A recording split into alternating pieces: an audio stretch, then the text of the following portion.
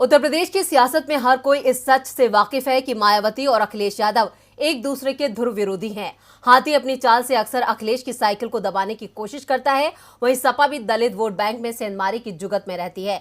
लेकिन अब ये दुश्मनी दोस्ती में तब्दील हो सकती है, इसके संकेत खुद मायावती ने ट्वीट करके दिए हैं। जी हां, विधानसभा सत्र के दौरान अखिलेश के प्रदर्शन पर मायावती ने ऐसा ट्वीट किया है कि यूपी की सियासत में ही ट्विस्ट आ सकता है। राजनीति में ना कोई स्थायी दुश्मन होता है, ना कोई स्थायी दोस्त। समीकरणों और नफा नुकसान को देखते हुए नेता रंग बदलते हैं। अब देश में साल 2024 में लोकसभा चुनाव होने जा रहे हैं। ऐसे में अभी से राजनीतिक दलों के बीच दोस्ती की दास्तां लिखे जाने के संकेत मिल रहे हैं। खासकर उत्तर प्रदेश में बुआ भतीजे के बीच नफरत की दीवार हटती नजर आ रही है।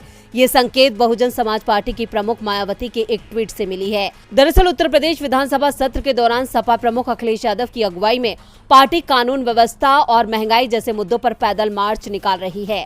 हालांकि पुलिस ने बैरिकेडिंग करके इस मार्च को रोक दिया। इस बीच बीएसपी सुप्रीमो मायावती ने एक के बाद एक 3 ट्वीट किए, जिसमें बीजेपी सरकार पर तीखा हमला किया तो सपा के लिए उनकी तलखी कम नजर आई। हालांकि उन्होंने अपने ट्वीट में सपा या अखिलेश के नाम का जिक्र नहीं किया है। मायावती ने लिखा कि विपक्षी पार्टियों को सरकार की जन विरोधी नीतियों और उसकी निरंकुशता और जुल्म ज्यादती आदि को लेकर धरना प्रदर्शन करने की अनुमति नहीं देना बीजेपी सरकार की नई तानाशाही प्रवृत्ति हो गई है। इसी के साथ उन्होंने लिखा, महंगाई, गरीबी, बेरोजगारी, बदहाल सड़क, शिक्षा, स्वास्थ्य और कानून व्यवस्था आदि के प्रति यूपी सरकार की लापरवाही के विरुद्ध धरना प्रदर्शन नहीं करने देने और उन पर दमन चक्र के पहले बीजेपी जरूर सोचे कि विधान भवन के सामने बात बात पर सड़क जाम करके आम जनजीवन ठप करने का उनका क्रूर इतिहास है।